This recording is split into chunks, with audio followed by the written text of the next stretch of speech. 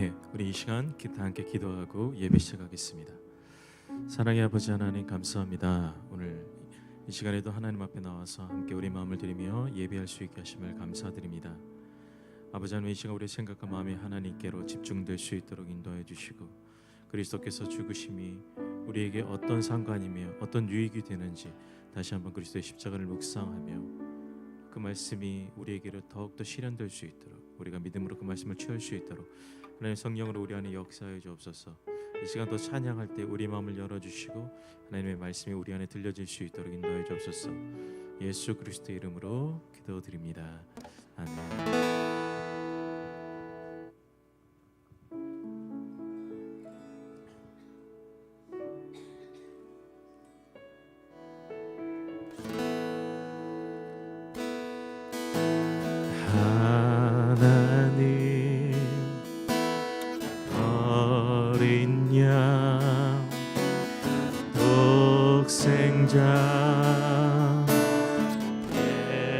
예수 날 위해 죽으신 주님,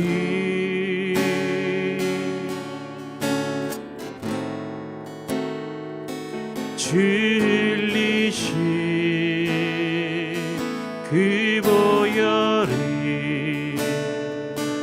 나의 죄를 정결케 하네. 내 영을 고치시네.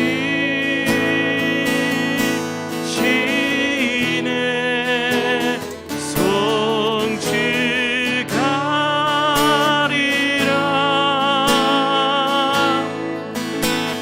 화목케 하신 주, 나의 모든 죄 깨끗게 하셨네.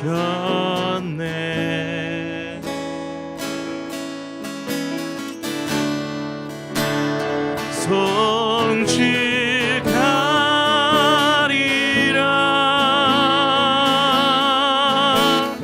귀하신 어린 양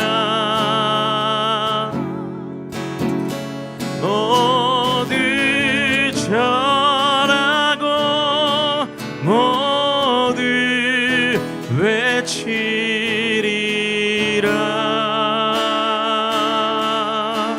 우리 다시 한번 하나님 어린 양 독생자 예수, 하나님 어린 양, 어린 양 독생자, 독생자 예수, 예수 날 위해 죽으신 주님,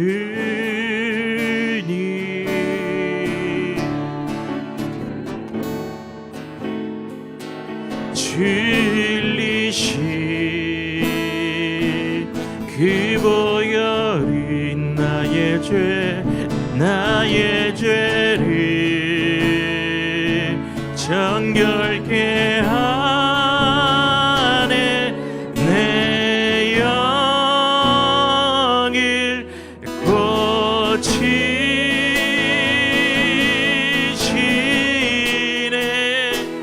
송축하리라.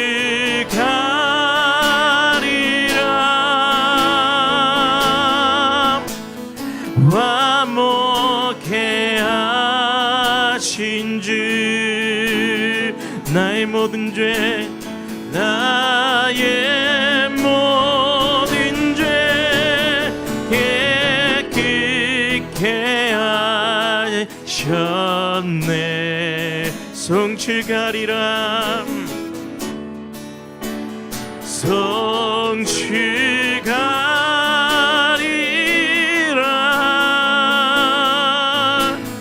귀하신 어린 양 모두 절하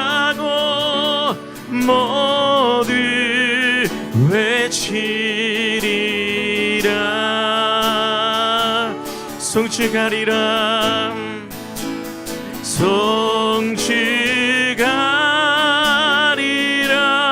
화목케 하신 주 화목케 하신 주 나의 모든 죄 깨끗게 하셨네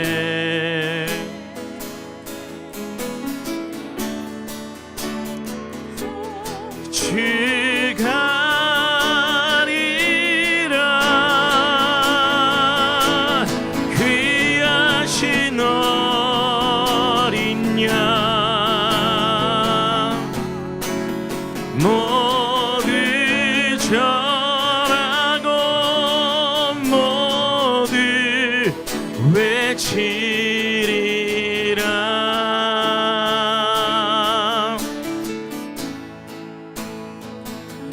죄의 승리를 얻기까지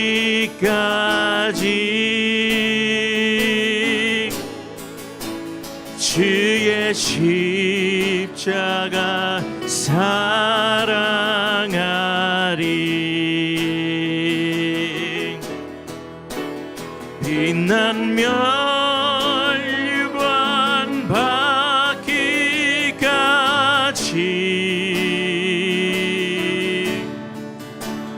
험한 십자가 붙들겠네 다시 한번 죄의 승리를 얻기까지 죄의 승리를 얻기까지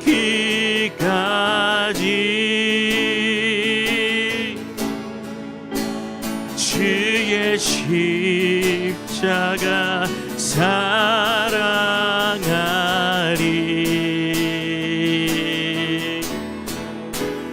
빛난 멸류관 받기까지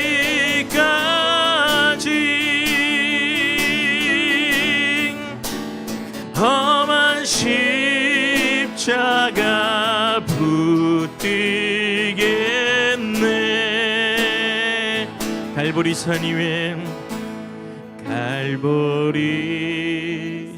위에 십자가 섰으니 주가 고난을 당한 벼라 험한 십자가를 내가 사랑함을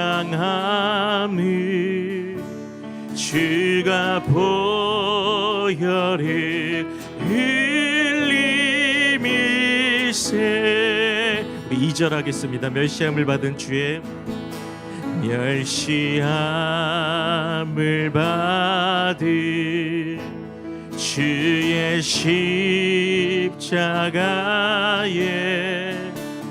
나의 마음이 끌리도다 귀한 어린 양이 영광 달터지를 지고 험한 십자가 지셨도다 죄의 승리를 얻기까지 죄의 승리를 얻기까지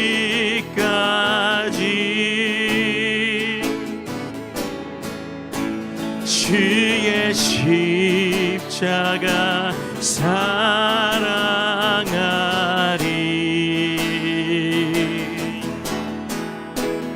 빛난 멸류관 받기까지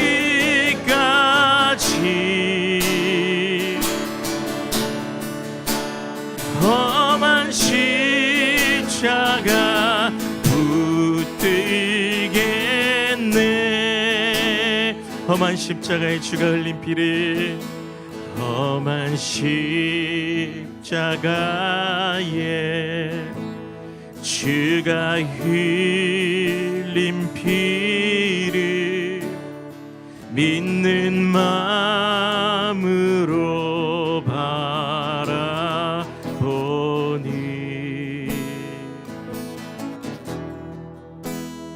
나를 용서하고 내 죄 사하시려 주가 흘리신 보혈일세. 4절 주가 예비하신 주님 예비하신 나의 본향집에 나의 본향집에 나를 부르신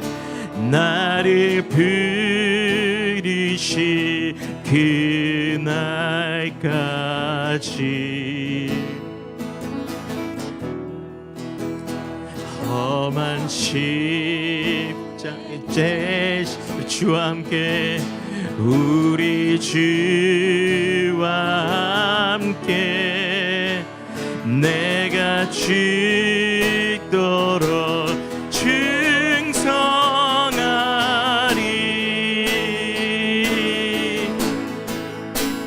죄의 승리를 얻기 다 주의 십자가 사랑하리. 주의 십자가 사랑하리. 비난 멸류관 받기까지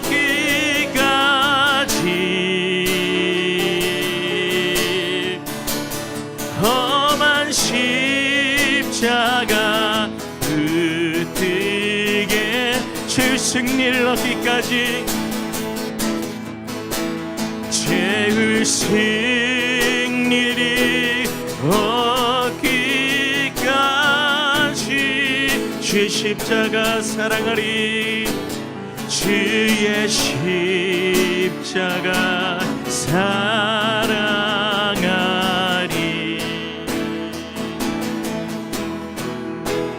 비난 멸류관 받기까지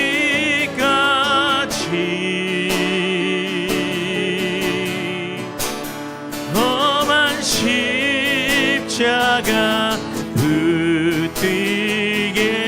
붙들겠네. 다 주의 크신 이름 높이며 우리에게 행하신 위대한 일 감사세. 오 주의 신실하신 그 사랑 온 땅과 하늘 위에 계셔 홀로 영원하신 이름. 다 주의 크신 이름 높이며 다 주의 크신 이름 높이며 우리에게 행하신 위대한 일 감사세. 오 주의 신실하신 그 사랑 온 땅과 하늘 위에 계셔 홀로 영원하신 이름. 이 시간 묵상으로 우리 수요 예배에 더 깊이 나아가겠습니다.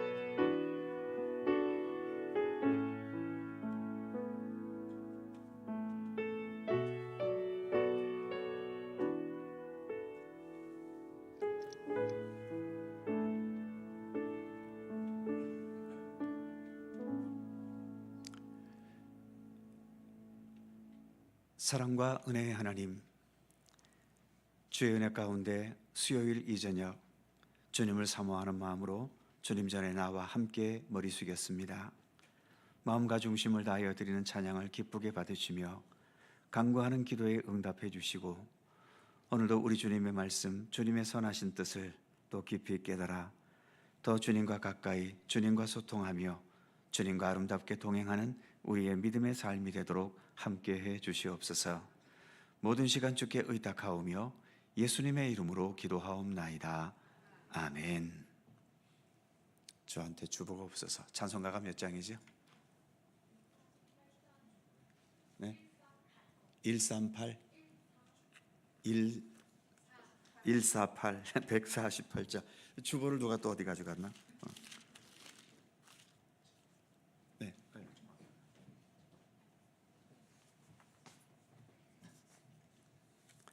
찬송가 148장 찬송하시고, 이순옥 권사님 오셨습니까? 안 오셨나요? 네. 148장 찬송합니다.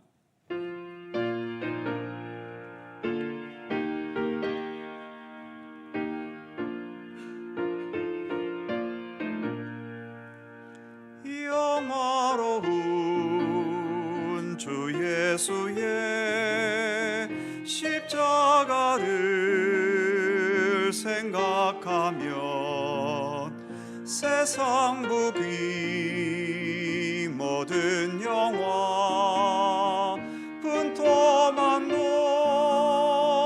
못하도다.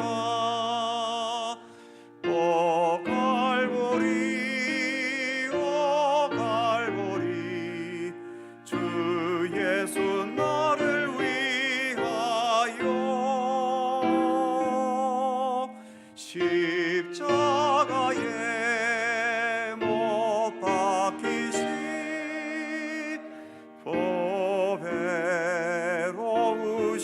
나의 주, 구주께서 죽으실 때 성전 위장 찢어지어 구원의 길 여심으로 천국 기쁨 주셨도다. 오 갈보리, 오 갈보리, 주 예수 나를 위하여 십자가에 못 박히신 보배로우신 나의 주, 구주 예수 갈보리에 흘린 피와 물 가지고 나의 몸과 영혼까지 구속하여 주셨도다. 오 갈보리, 오 갈보리, 주 예수 나를 위하여 십자가에 못 박히신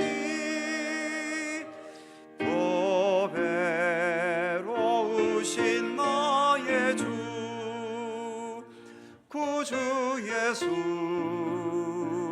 나를 위해 십자가에 죽었으니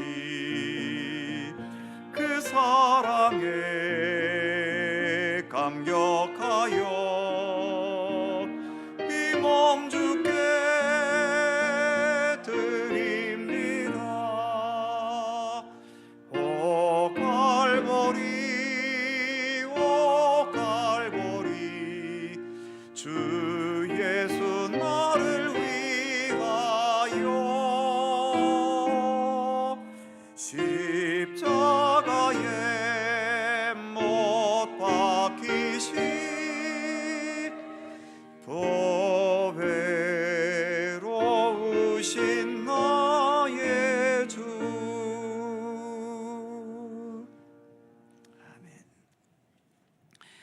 이 시간 함께 한 목소리로 기도하기 원합니다. 무엇보다 하나님께서 시작하게 하신 2026년, 우리에게 모든 해가 다 의미가 있겠지만 더욱더 뜻깊은 한 해가 되어지고, 올 한 해 우리가 정했던 기도의 제목들, 또 믿음의 목표들, 또 우리의 일상생활 속에서 우리가 뜻하고 계획했던 모든 것들이 오직 주님의 뜻 안에서 온전히 이루어지는, 그래서 더 보람되고 좋은 결실이 있는 한 해의 삶이 되기 위해 기도하실 수 있기를 바랍니다. 두 번째로는 이 나라와 민족, 여전히 많은 것들을 우리가 풀어가야 하고 해결해 가야 하고 또 극복해 가야만 합니다. 속히 이 모든 환란들이 주의 은혜 가운데 주님의 정의대로 모든 질서들이 바르게 잡히고 정의가 이루어지고 하나님의 뜻이 온전히 이루어지는, 그래서 외적으로나 내적으로나 더 견고한 나라와 민족이 되도록 기도해 주시고, 우리 백성들의 마음이 더 하나가 되고 정치 현안, 경제의 위기들, 또 여러 사회 문제들을 슬기롭게 극복해 갈 수 있도록, 그리고 무엇보다 하나님께서 우리 가운데 함께 하심으로 주님을 섬기는 나라와 민족으로 설 수 있도록 위해서 기도해 주시기를 바랍니다. 아울러 지금도 전쟁 중에 있는 이 땅의 여러 나라와 또 굶주림에 시달리고 인권 탄압과 또 여러 자연재해 속에서 많은 어려움을 겪고 있는 이 땅의 모든 나라들을 위해서도 기도해 주시기 바랍니다. 우리 교회가 더 말씀 위에 주님의 뜻 가운데 올바로 서고 우리 성도 한 사람 한 사람이 이 어두운 시대를 밝히는 복음의 등불로서의 삶을 살아가게 되도록 우리 모든 성도들을 위해서 기도해 주시고, 특별히 여러 육체의 질고로 고통을 겪고 있는 성도들, 또 마음의 아픔과 삶의 위험과 또 어려움 속에 있는 우리의 성도들을 위해서도 특별히 기도해 주시기 바랍니다. 이 시간 함께 제시한 기도의 제목들, 또 그 외에 우리 각자의 기도의 제목을 가지고 함께 통성으로 3분 정도 통성으로 기도하겠습니다. 거룩하신 아버지 하나님, 은총과 은혜를 감사합니다. 오늘도 하나님께서 허락하신 귀한 이 생활, 다시 한번 오늘 하루도 주의 은혜 가운데 지내게 하시고, 이 저녁 주님 앞에서 우리가 함께 머리 숙여 기도할 수 있도록 이끌어 주심을 감사드립니다. 거룩하신 아버지 하나님, 2026년을 시작하게 해주셨습니다. 하나님, 우리의 삶이 오직 주님 안에서도 보람되고 의미 있는 한 해가 될 수 있도록 도우시기 원합니다. 하나님, 무엇보다 우리가 기록해되었던 여러 기도의 제목들, 그리고 우리가 주님 앞에 늘 간구해왔던 여러 기도들, 하나님 기억하여 주시옵소서. 우리가 먼저 그 기도를 기억하며 그 기도에 합당하게 살아갈 수 있도록 함께해 주옵시고, 또 그 기도가 온전히 이루어질 수 있도록 더 믿음 안에서 올바로 참된 생명의 길을 걷도록 우리와 함께 하시기를 원하고 기도합니다. 무엇보다 우리의 믿음이 더 견고하고 아름답고 참된 믿음이 되기를 원합니다. 주님의 말씀 위에 서고, 무엇보다 이 땅에 있었던 우리 주 예수 그리스도를 믿음의 눈으로 바라보면서 그 예수님의 모든 것들을 믿음으로 받아들이고 주님과 함께 참되게 동행해 나아가는 우리의 발걸음이 되도록 하나님 언제나 우리를 도우시고 이끌어 주시기를 원하고 간구합니다.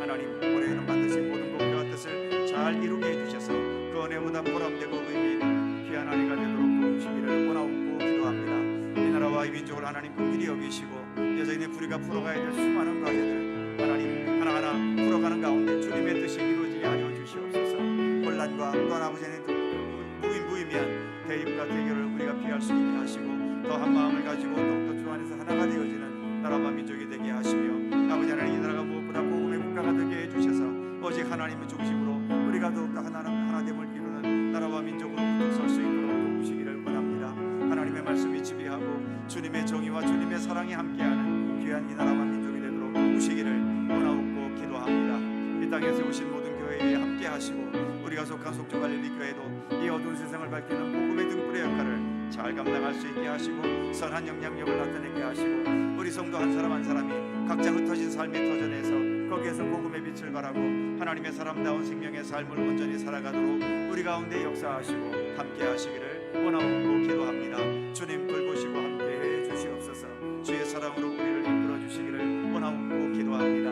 하나님, 여러 육체의 질고와 고통 속에 있는 성도들의 아픔을 기억해 주시고 주님의 치유와 회복의 은총으로 함께해 주옵시며, 마음의 상처와 또 여러 삶의 위기와 어려움 속에 있는 성도들 위해 우리 주님의 크신 위로와 평강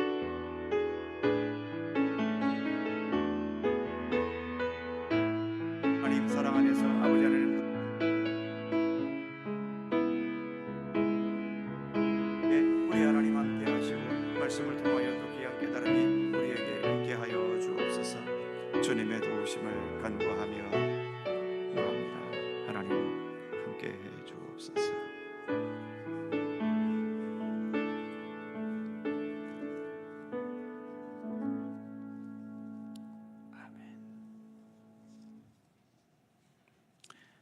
성경 말씀 함께 보지요. 신약 성경 마가복음 8장 34절입니다. 마가복음 8장 34절.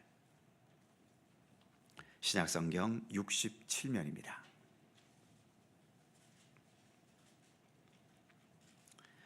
마가복음 8장 34절과 35절 두 개의 절입니다. 찾으셨으면 다 함께 한 목소리로 봉독합니다. 시작. 무리와 제자들을 불러 이르시되 누구든지 나를 따라오려거든 자기를 부인하고 자기 십자가를 지고 나를 따를 것이니라. 누구든지 자기 목숨을 구원하고자 하면 잃을 것이요 누구든지 나와 복음을 위하여 자기 목숨을 잃으면 구원하리라. 아멘. 두보라 찬양대 찬양합니다.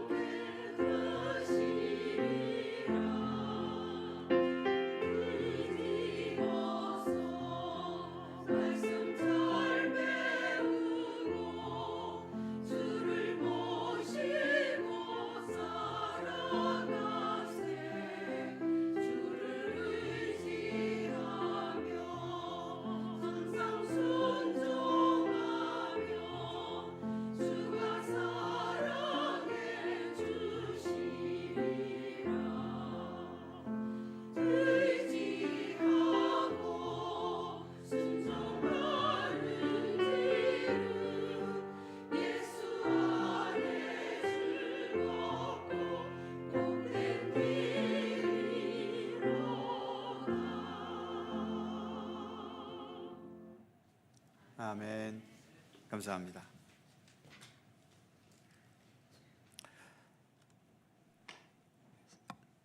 사도신경 중에서 예수님에 대한 고백을 우리가 살펴가고 있죠. 십자가에 못 박혀 죽으시고 두 번째 시간입니다. 기독교를 상징하는 것은 돈다발도 아니고 황금덩어리도 아니고 왕관도 아니고 또 어떤 빛도 아닙니다. 태양과 달 같은 그것도 기독교의 상징이 아니지요. 교회마다 항상 제일 꼭대기에는 십자가를 걸어놓습니다. 그러니까 우리 기독교의 핵심은 예수님의 십자가에 있다라고 하는 거죠.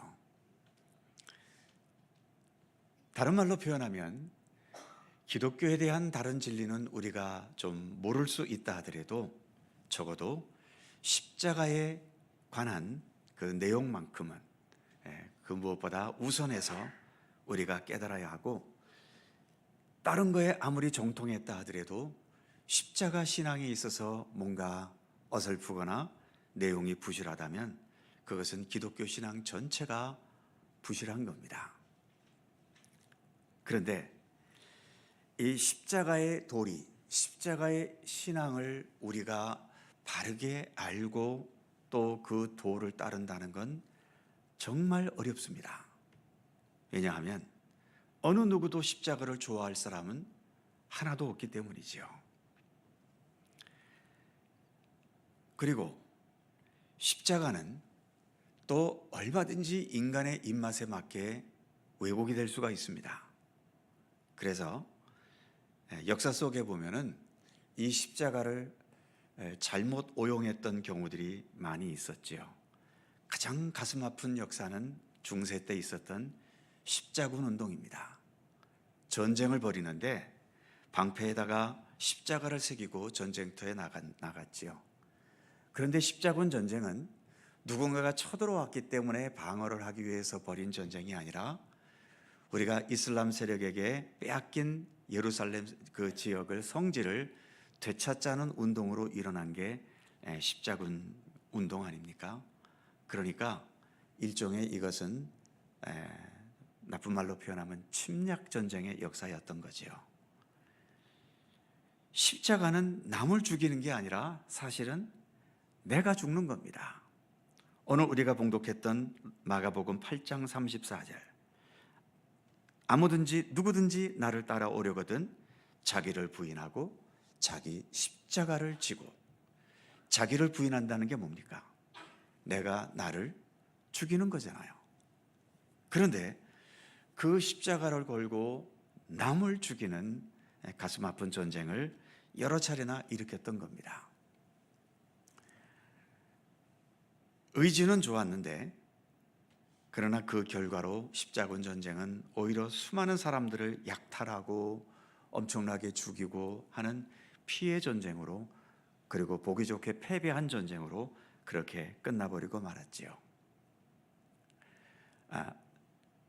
또 한 가지 십자가를, 이건 애교 정도로 봐줄 수 있는데, 드라큘라라는 그 영화나 드라마를 보게 되면 드라큘라가 나타날 때 막으려면 어떻게 하면 됩니까? 이렇게 갖고 십자가를 만들면 드라큘라가 물러간대요. 그렇게 하면 귀신이 물러가겠습니까? 귀신은 안 물러갑니다. 교회 안에도 귀신들이 얼마나 역사하는데 십자가로 무장되고 있는 교회 안까지 들어와서 성도들의 마음을 흐트러 놓고 미움, 시기, 질투, 다툼, 그것을 만들어내는 것이 이 귀신의 세력들인데, 이거 한다고 이게 물러가겠습니까? 또 어떤 분들은 불면증이 있는데 십자가를 이렇게 베개 속에다 두고서 이렇게 주무시면 또 잠이 잘 오는 분도 계시대요. 효과라도 있으니 그나마 다행이지요. 효과도 없으면 또 그것마저도 또 아쉬운 일인데, 그러니까 문제는 십자가의 정신이라는 것은 일단 나를 죽이는 건데, 자꾸 이 십자가를 이용해서 내 뜻을 이루고 내가 원하는 것을 성취하고 이런 쪽으로 십자가를 이용해 버리면 이건 십자가의 정신에서 완전히 벗어나 있는 겁니다. 그러니까 아까도 말씀드린 것처럼 십자가의 정신, 예수님께서 가신 십자가의 길, 참 그것 때문에 우리가 구원의 은총을 누리고 죄에서 용서함을 받고 하나님의 나라를 약속받고 너무나 좋은 것이어서 십자가가 귀한 것은 알겠는데, 이 십자가의 길을 우리도 가야 한다. 예수님의 십자가를 나도 함께 지고 가야 한다. 이럴 때에는 고민스럽기 시작한 거죠. 내가 나를 죽이기 싫거든요. 양보하기 싫거든요. 내려놓기 싫거든요. 나보다 남을 앞세우거나 나보다 남을 더 높여주는 거, 이거 죽어도 하기 싫거든요. 그래서 십자가를 우리는 주로 입으로만 믿고 따라다니고 우리의 행함이나 또 우리의 마음 깊은 곳에서는 자꾸 십자가를 거부하는 일이 있는 겁니다. 그래서 예수님도 이 말씀을 하신 거죠. 너희가 나를 따르기 원하느냐? 너희가 나 예수의 제자가 되기를 원하느냐? 그렇다면 자기를 부인하는 것을 먼저 연습해라. 그리고 자기를 부인하는 마음으로 너가 짊어지고 가야 할 십자가, 이 십자가는 너의 실수나 잘못이나 이것 때문에 지는 십자가가 아니라 내가 너희의 모든 죄를 내가 끌어안고 가는 십자가인 것처럼 너희도 누군가 다른 사람을 위한 또는 세상을 위한 나의 이득이 아닌 하나님의 뜻을 이루거나 하나님의 정의를 위한 것이거나 하나님의 사랑을 위한 것이거나 이렇게 너라는 자원을 벗어나서 여러 영역에서 하나님의 뜻과 영광과 또 이웃을 사랑하고 이웃의 아픔을 감싸주고 하는 그러한 십자가를 지고 가려고 할 때에 그것이 바로 나를 따르는 것이다 라고 말씀하신 거지요. 심지어 그 다음 35절에서는 누구든지 자기 목숨을 구원하고자 하면 잃을 것이다. 나는 나를 생각해서 내 어떤 이기적인 이득을 위해 나 자신을 위해서 살려고 해보지만 그것은 오히려 사는 길이 아니라 그게 네 목숨을 잃는 길이다. 반면 나와 복음을 위하여 자기 목숨을 잃으면 구원하리라. 그러니까 우리는 저 역시 이 말씀을 이렇게 가지고 설교하지만 그러면 당신 목사는 십자가의 길을 제대로 걷고 있어? 하고 질문하면 저도 대답하는 것이 자신이 없을 수밖에 없지요. 그러니까 그만큼 우리는 아직도 십자가의 도를 깨닫고 나가야 될 앞길이 아직도 많다는 겁니다. 아무리 제가 목사가 되고 여러분들이 예수를 40년, 50년 믿었다 하더라도 우리는 아직도 예수님의 십자가에 근처도 못 간 수준일 수 있다는 거죠.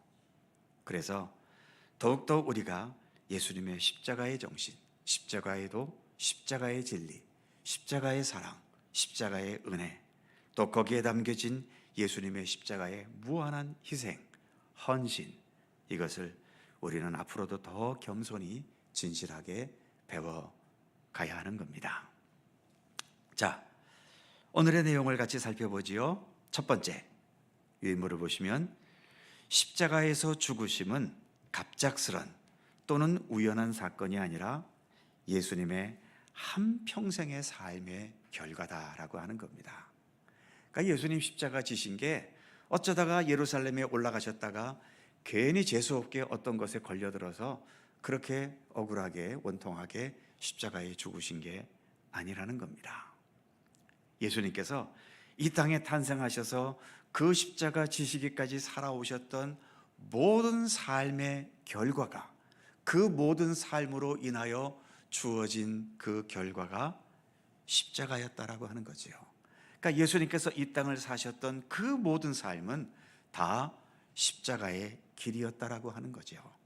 그것이 하나의 눈에 보이는 형상으로 나타난 것이 십자가의 죽음이신 거고요. 그렇기 때문에 우리가 예수님의 십자가를 이해한다라고 할 때에는 그 십자가의 죽으심 자체만 볼 것이 아니라 무엇이 이처럼 이 세상으로 하여금 예수님께 못을 받게 했는가? 무엇 때문에 예수님은 그렇게 이 땅을 사시고도 그 결과로 결국은 십자가의 죽음밖에 당하실 수밖에 없었나? 이것을 우리가 이해해야 하는 거죠. 그리고 그것을 이해해야만 우리가 지금 이 시대에 예수님의 십자가를 따라 산다는 것이 무엇인가를 조금이라도 더 알게 되는 겁니다. 자, 첫 번째 볼까요? 하나님 나라를 말이 아닌 무엇으로? 삶으로 예수님은 선포하셨다는 겁니다.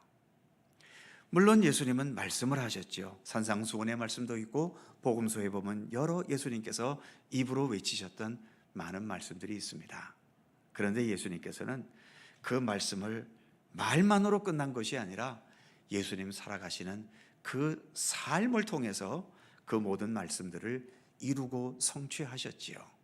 그러니까 예수님은 입으로만의 말로서만 선포하신 것이 아니라 삶이라는 것으로서 우리에게 복음을 선포하셨고 진리를 선포하셨고 구원의 도리를 선포하셨던 거죠.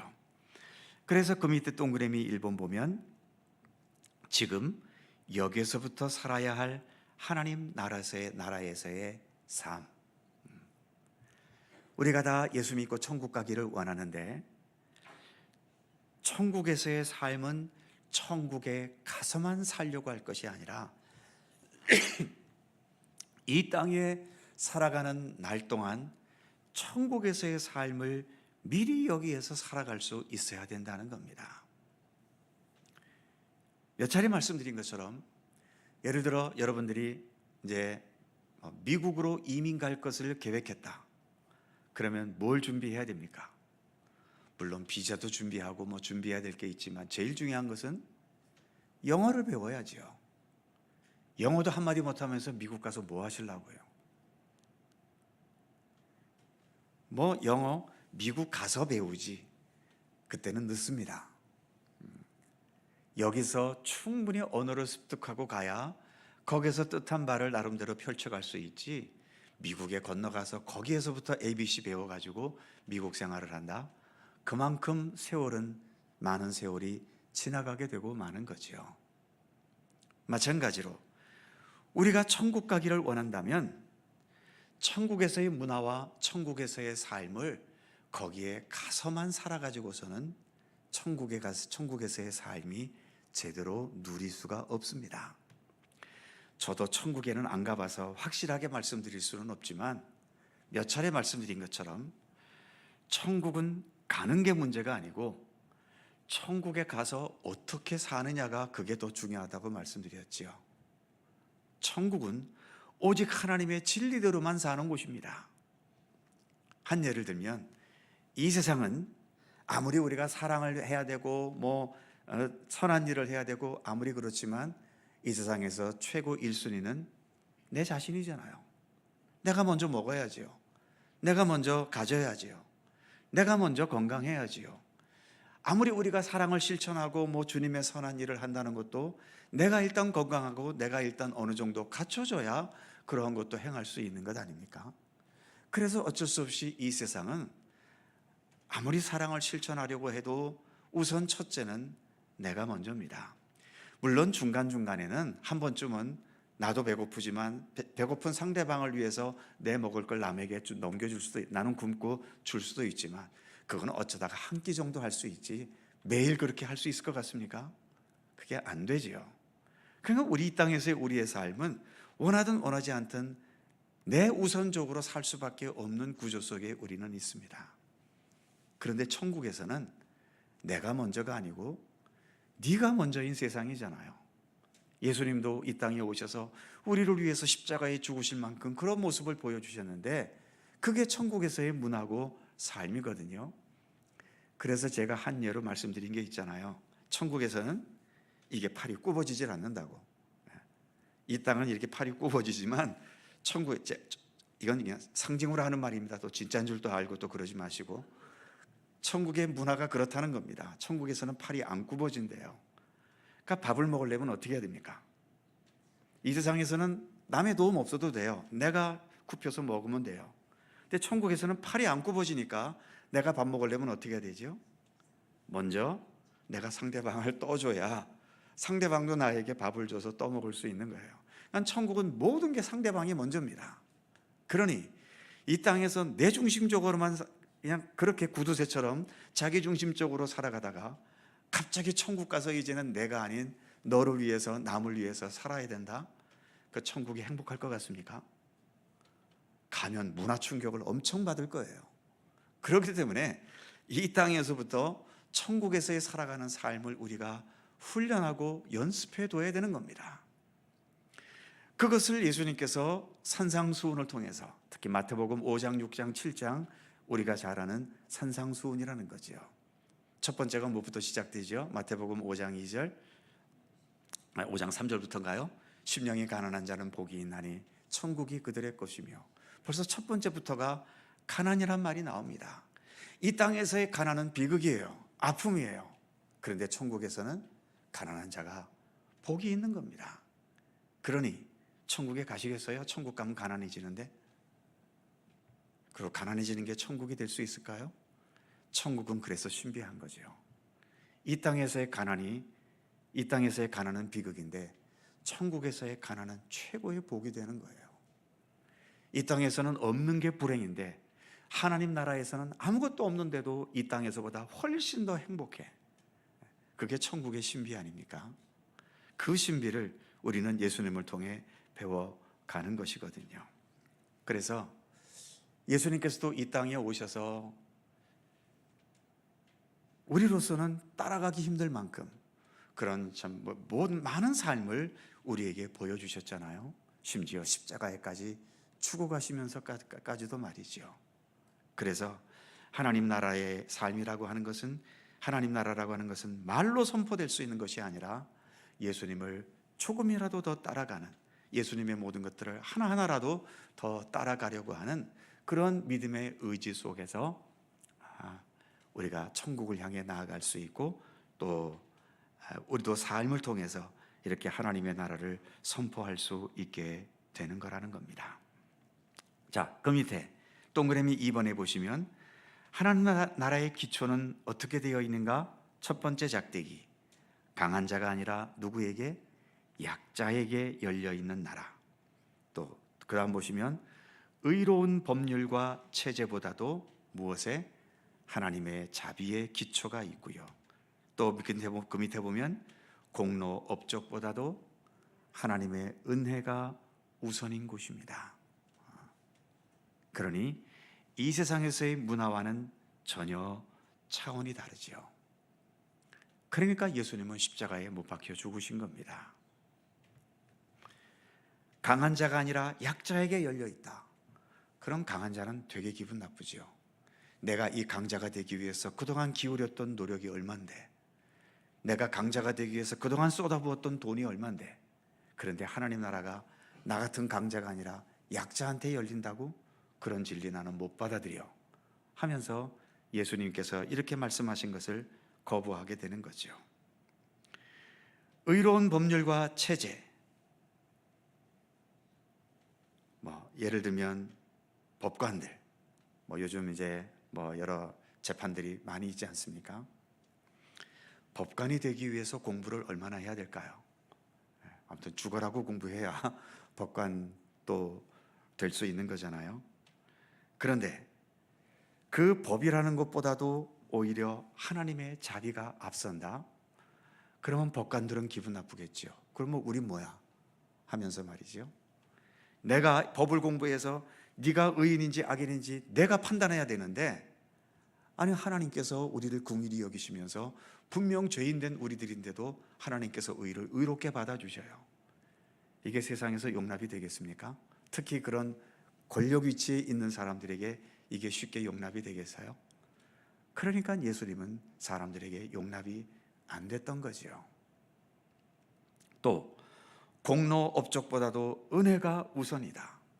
사실 성공하고 높은 자리에 올라가고 높은 관직을 사람이 얻을 수 있는 것은 그만큼의 공로와 업적이 있기 때문에 거기까지 올라간 것 아닙니까? 그런데 아무것도 안 한 놈이 하나님의 은혜로 천국에 간다고? 이건 뭐야 이거? 하면서 이것도 역시 용납이 되지를 않는 겁니다.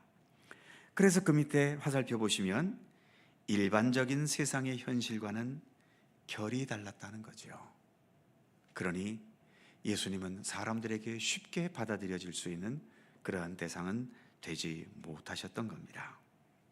그 다음 두 번째 보시면 죄인, 병자, 소외당하고 배제당한 자들과 함께 하셨습니다. 오늘날엔 그래도 민주화된 시대이기 때문에 사회적인 약자들도 여러 가지 복지 혜택을 통해서 편의를 누리기도 하지만, 옛날 이 고대 시대에 이런 죄인, 병자, 소외당한 자, 배제당한 자, 이들은 인간 취급도 받지 못했습니다. 그리고 어떤 상류 계층에 있는 사람이 하류 계층에 있는 사람과 어울려 논다? 옛날에는 상상도 할 수 없었던 일이죠. 우리나라도 양반 쌍놈 하면서 얼마나 그 반상의 차이가 심했습니까? 지금도 뭐 인류 대재벌 그룹에 있는 그런 부류의 사람들은 일반 서민들은 인간 취급도 안 하려고 하지요. 또 어느 누군가가 어떤 공직에 있던 사람이 옛날에 민중은 개돼지다라고 뭐 표현했던 적도 있어서 문제가 되기도 있습니다만, 그런 심리들이 지금도 상류계층 속에 있는 사람들에게는 여전히 존재하고 있다라고 하는 거죠. 그런데 우리 예수님은 어떠셨습니까? 그 밑에 동그라미 1번 보시면 세리 죄인들과 거리낌 없이 식사하십니다. 두 번째, 거기에다가 기꺼이 죄인들의 친구까지 되시는 거죠. 그러니 높은 관직이나 상류계층에 있던 사람이 예수님을 보면 저거 무슨 저 지저분한 놈하고 어울리는 저게 무슨 하면서 예수님을 멸시하고 무시하게 되는 거죠. 거기에다가 동그라미 3번에 보시면 병자, 부정한 자를 만져주시고 치유해 주십니다. 그래서 이처럼 사회적으로 버려진 자나 높은 계층에 있는 자나 주 안에서는 다 똑같다라고 이렇게 말하고 이렇게 행동해 버리니 높은 곳에 있는 사람들이 볼 때는 얼마나 예수님의 행동이 기분이 나쁘겠습니까? 받아들여지질 않는 거죠. 그래서 그 밑에 화살표에 보시면 정결규례, 도덕적, 사회적 위계와 경계선을 허무셨던 겁니다. 그러니까 상류계층이 볼 때의 예수님의 이러한 행동은 나라의 질서를 흐트러뜨리는 존재로밖에는 여겨지지 않는 거예요. 그 다음 세 번째, 율법을 폐하지 않으시면서 오히려 완성하셨다는 겁니다. 무슨 의미인가 하면 첫 번째 동그라미 보시면 율법보다 사람을 우선하셨죠. 물론 법은 법으로서의 권위와 또 법의 기능을 다 해야 하지만, 그러나 법이 세상 모든 진리를 다 판단할 수는 없잖아요. 그것을 뛰어넘는 영역은 그 모든 것들을 뛰어넘어서 예수님께서는 때로 율법의 규정과는 다르게 용납하시기도 하고 그것을 극복하시기도 하고 초월하시기도 하고, 그래서 우리 주님은 법 자체보다는 사람을 우선시하셨던 그런 모습이 많이 있으셨지요. 특히 두 번째 동그라미 보시면 안식일 율법보다도 생명이 우선이었던 겁니다. 그 당시에 그 율법주의자들은 안식일에 배가 고파도 먹을 게 없으면 안식일에는 어떻게 해야 됩니까? 율법 준수를 위해서 아무것도 하면 안 돼요. 굶어야 돼요. 그런데 예수님께서는 어찌 우리 인간이 안식일을 위해 있느냐? 안식일이 우리 인간을 위해 있는 것이다. 그러니까 안식일에 먹을 것이 없으면 뭐든지 해서 어쨌든 뭐 먹을 것을 구해서 먹어야 되지 않냐는 거지요. 그래서 예수님은 안식일인데도 제자들에게 먹을 것이 없을 때에 남의 밀밭에 들어가서 밀을 부벼서 먹게끔 그렇게 하셨던 거지요. 또 그것 때문에 안식일에 일했다고 또 많은 비난을 받기도 했던 겁니다. 그리고 그 밑에 동그라미 3번에 보면 문자보다도 하나님의 의도에 우선을 두셨다는 거지요. 문자로 기록된 말씀이 있지만 이 말씀도 특히 우리 인간이 가지고 있는 언어가 있기 때문에 우리가 서로 소통하지만 언어가 가지는 한계도 분명히 있거든요. 그 한계 속에 갇혀서 하나님께서 의도했던 것이 제대로 실천되지 못하는 경우들이 많습니다. 그래서 예수님께서는 그럴 때에는 문자에 얽매이기보다도 그런 문자의 말씀을 주신 하나님의 의도가 무엇인가, 그 하나님의 의도에 우선을 두었던 거지요. 그러다 보니 그 밑에 화살표에 보시면 기존의 율법학자들이 경계하고 미워하게 되는 이유가 될 수밖에 없었던 겁니다. 그 다음 가장 심각했던 것은 그 다음 4번이지요. 성전을 뛰어넘는 사역을 하셨다는 겁니다. 동그라미 1번에 보시면 죄사함을 선언하셨어요. 내 죄가 씻음을 받았느니라. 그런데 예수님 당시에는 죄사함을 받으려면 어떻게 해야 되지요? 성전의 제사장을 찾아가야 됩니다. 제물을 가지고요. 그래서 그 제물을 가지고 제사를 드리면서 하나님의 용서를 제사장으로부터 선언받을 수 있었던 거지요. 그런데 예수님께서 이런 성전을 뛰어넘어 죄인들을 향해서 너의 죄가 사해졌느니라 하면서 죄사함을 선언하셨거든요. 그러니 이 성전에서 일하는 제사장들이 볼 때에는 이거 뭐야? 우리도 안 거치고 이거 죄사함이 죄사함을 선언해? 이런 고약한 하면서 예수님을 미워할 수밖에 없게 되었지요. 또 두 번째, 치유도 마찬가지예요. 내가 무슨 병에 걸렸다가 치유되었다고 해서 특별히 격리되어야 하는 그 병들이 있었죠. 주로 피부병, 또 전염병, 그리고 흔히 말하는 한센시, 옛날에는 문둥병이라고 그랬죠. 그런 병에 걸리면은 격리되어야 됐거든요. 그런데 격리되어서 다행히 병이 나았어. 그러면 나았다고 해서 곧바로 다시 일반 공동체에 들어올 수 있는 것이 아니라 제사장들에게 검사를 받고, 그래서 제사장들이 확인을 하고 그 다음에 정결예를 위한 제사를 드리고 그 다음에 합류할 수 있었어요. 그런데 예수님께서는 병자를 손을 얹고 문둥병을 나병 걸린 사람도 주님께서 손을 얹어서 낫게 해주시고 돌아가라 하면서 그냥 가기도 했던 거지요. 그러니 이처럼 성전을 뛰어넘는 사역에 대해서 성전 중심으로 살아가고 있는 사람들은 기분이 나쁠 수밖에 없었겠죠. 그리고 세 번째 보시면 하나님의 임재. 예루살렘 성전은 하나님께서 계시는 곳이라고 굳게 믿었고, 그래서 하나님 계신 곳에 나와 예배드리기 원해서 1년에 3차례씩 6월절, 오순절 이럴 때 예루살렘으로 다 성지순례 오고 그랬지 않습니까? 그때마다 예루살렘 성전은 세상 말로 표현하면 큰 대목을 받던 거죠. 그런데 예수님께서는 성전 같은 특정한 장소가 아니라 어디에서나 하나님의 임재가 있음을 말씀하셨고 또 그렇게 행동하며 사셨던 겁니다. 그래서 특히 이 성전을 뛰어넘는 사역 때문에 이 성전을 중심으로 기득권을 갖고 있던 많은 사람들에게 결국 미움을 받으실 수밖에 없었던 거죠. 그 다음 다섯 번째 보시면 세상 권력을 거부하셨습니다. 1번에 보시면 군종들이 예수님을 왕으로 세우려 할 때가 있었죠. 특히 오병이어의 기적을 행했을 때. 그러나 예수님은 거부하십니다. 뒷페이지 넘어가시면 칼과 폭력을 거부하셨어요. 예수님을 잡으러 온 무리들, 그때의 예수님의 제자인 베드로가 예수님을 보호하겠답시고 막 칼을 휘둘렀지요. 그러다가 제사장 말고라는 사람의 귀를, 제사장은 아니고 제사장의 그 일꾼이지요. 말고라는 사람의 귀를 떨어뜨리는 일도 있었습니다. 그때 예수님께서 베드로를 책망하셨지요. 베드로야, 칼을 거두어라. 칼을 쓰는 자는 칼로 망하느니라. 그러면서 그 어떤 폭력도 예수님은 거부하셨던 겁니다. 그리고 세 번째, 내 나라는 여기에 속하지 않았다. 하나님의 나라가 있음을 또 말씀하셨던 거지요. 그래서 그 어떤 세상 권력에 그렇게 따르지 않으셨습니다.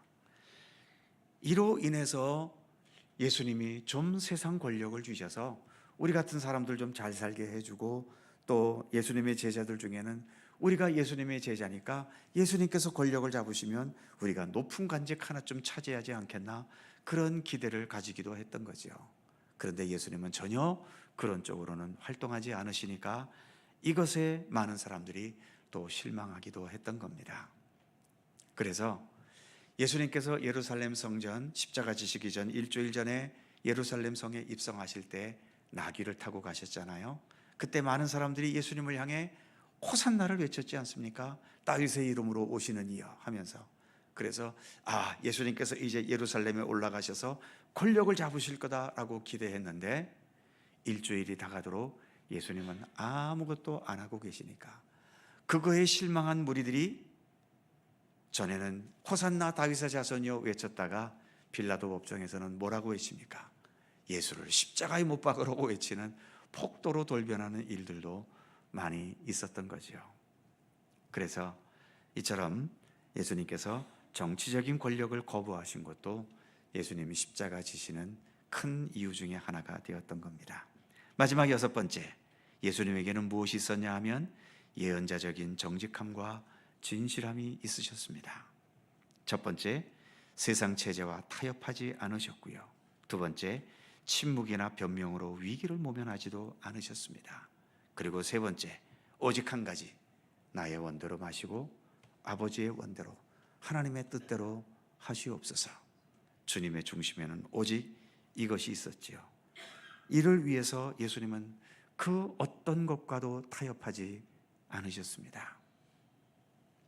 그래서 이처럼 예수님의 십자가라고 하는 것은 어쩌다 보니 예수님께서 그냥 지시게 된 것이 아니라 이 땅에 살아가셨던 그 모든 삶, 오직 하나님의 나라, 하나님의 뜻, 하나님의 영광을 위해 사셨던 그 삶으로 인해서 주어진 결과가 십자가였다는 거죠.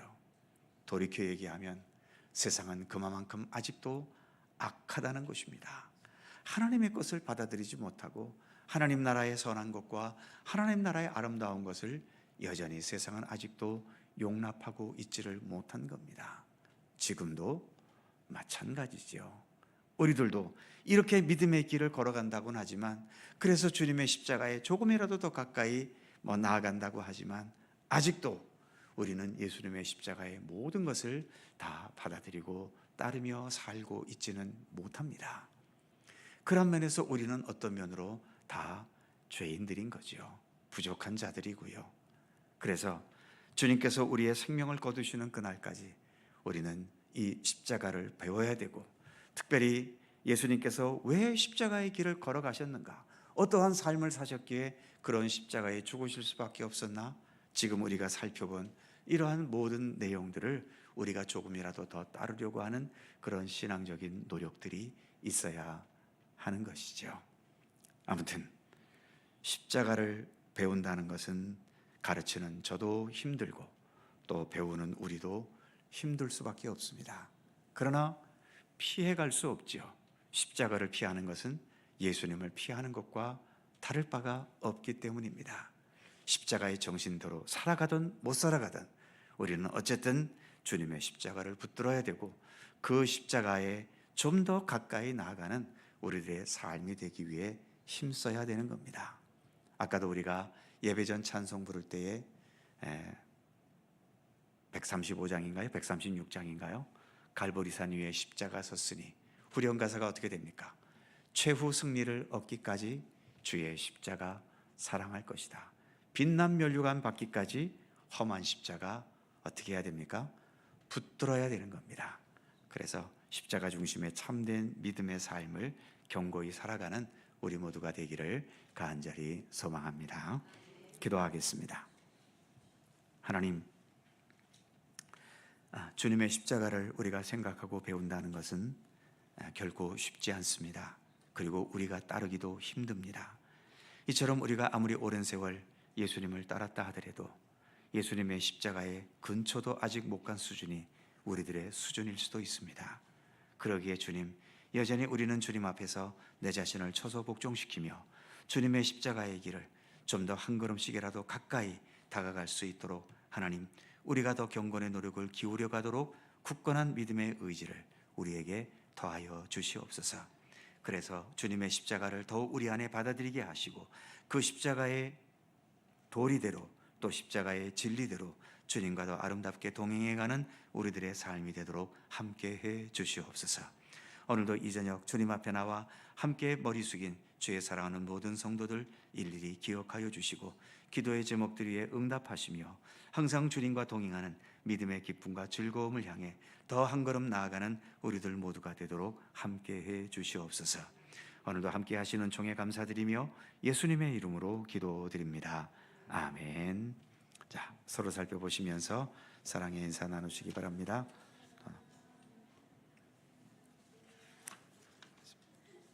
자세한 교회 소식은 주보를 참조해 주시기 바랍니다.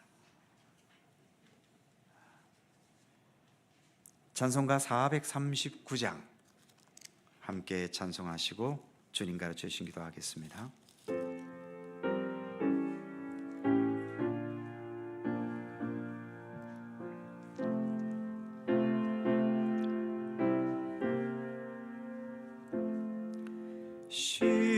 십자가로 가까이 나를 이끄시고 거기 흘린 보혈로 정케 하옵소서.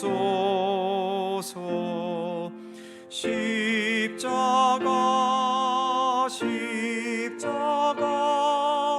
무한 영광일세.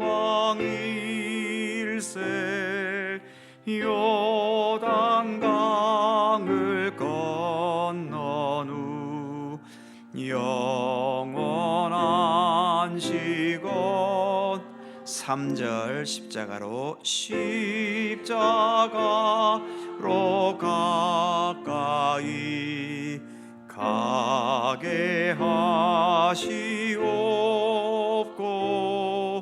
몸소 받은 고생도 알게 하옵소서. 십자가 무한 영광일세. 요단강을 건넌 후 영원한 시건네. 십자가에 가까이 의지하고 서서 천국 이를 때까지 항상 머물겠네. 십자가 무한 영광일세.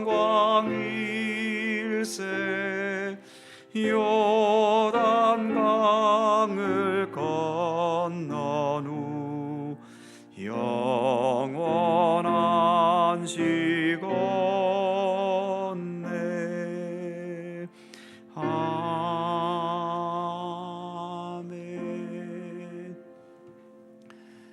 하늘에 계신 우리 아버지의 이름을 거룩하게 하시며 아버지의 나라가 오게 하시며 아버지의 뜻이 하늘에서와 같이 땅에서도 이루어지게 하소서. 오늘 우리에게 일용할 양식을 주시고 우리가 우리에게 잘못한 사람을 용서하여 준 것 같이 우리 죄를 용서하여 주시고 우리를 시험에 빠지지 않게 하시고 악에서 구하소서. 나라와 권능과 영광이 영원히 아버지의 것입니다. 아멘.